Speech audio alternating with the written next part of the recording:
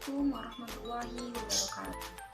Saya Fitro Khairunisa dari Prodi PGMI semester 4. Di sini saya akan menjawab pertanyaan dari Bapak Muhammad Soleh MPD untuk memenuhi tugas ujian akhir semester dengan mata pelajaran pengembangan dan analisis kurikulum madrasah ibtidaiyah. Dengan pertanyaan, bagaimana analisis kurikulum di masa pandemi COVID-19 ini? Baik, sebelumnya saya akan menjelaskan. Dalam dunia pendidikan formal, kurikulum memegang peranan penting demi tercapainya kesuksesan belajar. Seiring berkembangnya zaman, kurikulum sering mengalami perubahan. Dengan itu, di sini saya akan mengulang kembali apa itu kurikulum. Nah, kurikulum adalah kumpulan rencana, tujuan, materi pembelajaran, dan cara mengajar yang digunakan sebagai pedoman oleh para pengajar demi tercapainya tujuan akhir pembelajaran. Nah, sedangkan kurikulum 2013 lebih ditekankan pada pendidikan yang berkarakter, terutama pada tingkatan dasar, yang akan menjadi fondasi bagi tingkat berikutnya. Nah, kurikulum 2013 ini, atau yang biasa kita kenal dengan K13, adalah kurikulum yang berlaku dalam sistem pendidikan di Indonesia. Kurikulum ini merupakan kurikulum tetap yang diterapkan oleh pemerintah untuk menggantikan kurikulum 2006, atau yang sering disebut sebagai kurikulum tingkat satuan pendidikan atau KTSP yang telah berlaku dalam kurang lebih 6 tahun. Kurikulum 2013 masuk dalam masa percobaannya pada tahun 2013 pada beberapa sekolah. Nah, kurikulum 2013 sebagai acuan pendidikan di Indonesia selama ini dinilai sudah tidak memadai untuk masa pandemi COVID-19 ini.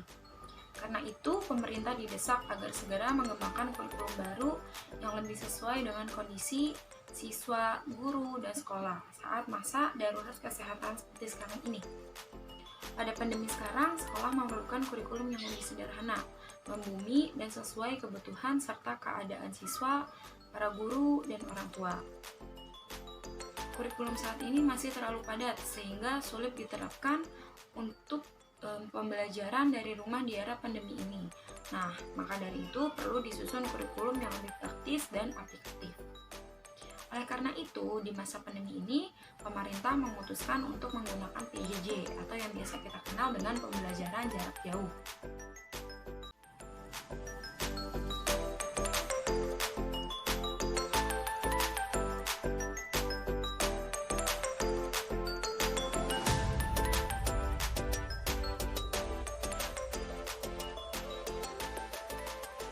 Sedangkan pelaksanaan sistem pembelajaran jarak jauh pada anak Indonesia selama pandemi ini dinilai masih sangat kurang efektif.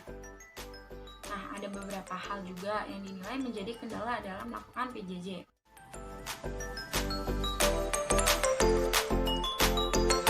Terutama mengenai akses internet. Hal tersebut terjadi karena beberapa daerah di Nusantara itu belum memiliki akses internet, bahkan listrik. Kemudian masalah penilaian. Siswa yang masih menjadi kendala adalah karena ada saja orang tua yang membantu anaknya dalam mengerjakan tugas, dan masih banyak juga orang tua yang terdampak juga tidak bisa memenuhi keperluan pulsa maupun kuota untuk pembelajaran jarak jauh, karena rata-rata pembelajaran jarak jauh itu menggunakan jaringan internet, seperti menggunakan aplikasi yang sekarang sedang viral, yaitu Zoom Meeting, Google Meet, atau seperti tugas misalnya dikumpulkan di Google Classroom dan sebagainya. Permasalahan yang muncul selama belajar di rumah di era COVID-19 ini perlu perhatian dari berbagai pihak agar dapat diatasi sehingga anak-anak mendapatkan pendidikan secara utuh.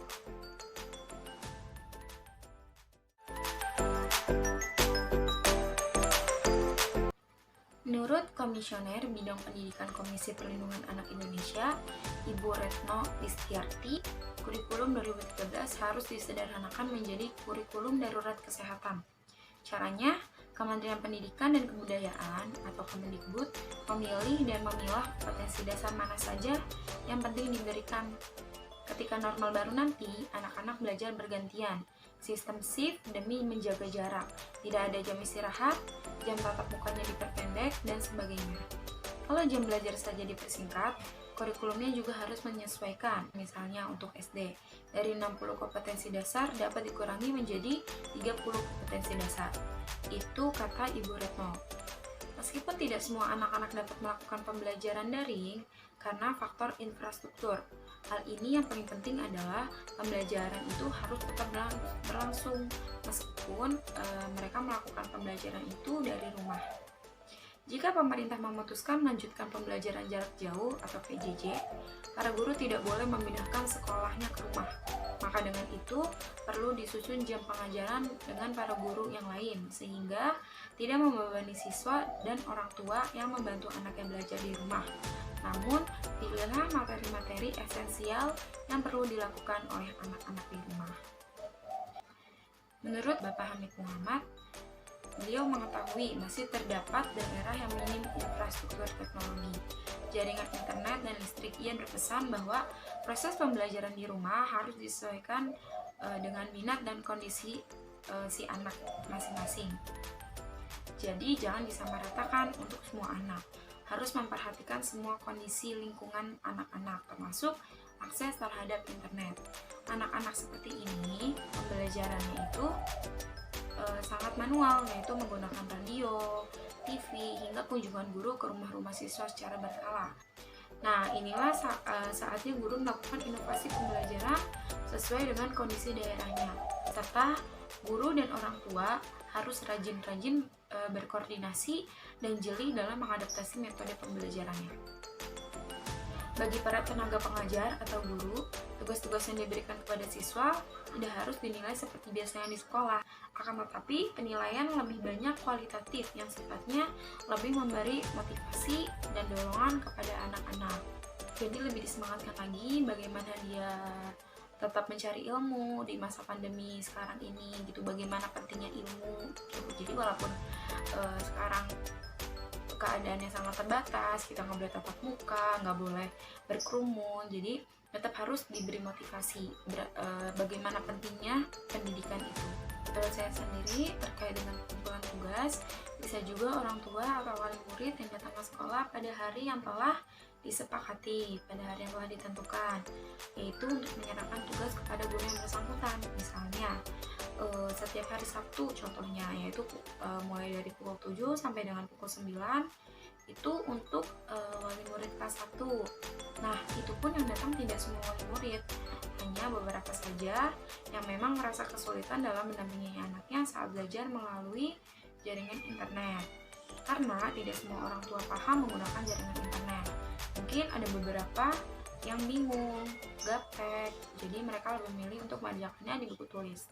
Nah, untuk orang tua yang memang beliau merasa mampu, merasa bisa untuk mendampingi anaknya mengerjakan tugas melalui internet, tetap dikumpulkan melalui internet. Ini hanya diberi keringanan saja bagi orang tua yang memang mereka merasa kesulitan. Mungkin kalau untuk anak-anak yang kelas atas, mulai dari kelas 4 dan seterusnya, mereka bisa menggunakan jaringan internet karena rata-rata mereka jauh lebih paham tentang jaringan internet tersebut dibandingkan dengan orang tuanya. Nah, berbeda halnya dengan anak-anak yang kelas bawah, seperti misalnya dari TK, kelas 3, kelas 2, sampai dengan kelas 1, mereka belum bisa, dikarenakan mereka belum terlalu memahami jaringan internet tersebut. Gitu. Jadi saya rasa mereka sangat kesulitan gitu. Kecuali kalau untuk anak-anak yang kelas atas, mereka jauh lebih paham, mungkin tanpa didampingi orang tua mereka bisa mengerjakannya sendiri. Kurikulum 2013 sebagai acuan pendidikan di Indonesia ini dianggap sudah tidak memadai di masa pandemi COVID-19. Oleh karena itu, pemerintah didesak agar segera mengembangkan kurikulum baru yang lebih sesuai dengan kondisi siswa, guru, dan sekolah di saat masa darurat kesehatan seperti sekarang ini. Lalu bagaimana caranya? Nah, dengan itu kurikulum 2013 harus disederhanakan menjadi kurikulum darurat kesehatan. Ketika normal baru nanti, anak-anak belajar gantian. Sistem shift demi jaga jarak, tidak ada jam istirahat, jam tatap muka yang diperpendek, dan sebagainya. Kalau jam belajar saja dipersingkat, kurikulumnya juga harus menyesuaikan. Misalnya, untuk jenjang SD dari 60 kompetensi dasar dapat dikurangi menjadi 30 kompetensi dasar, jadi setengahnya. Itu menurut Ibu Retno.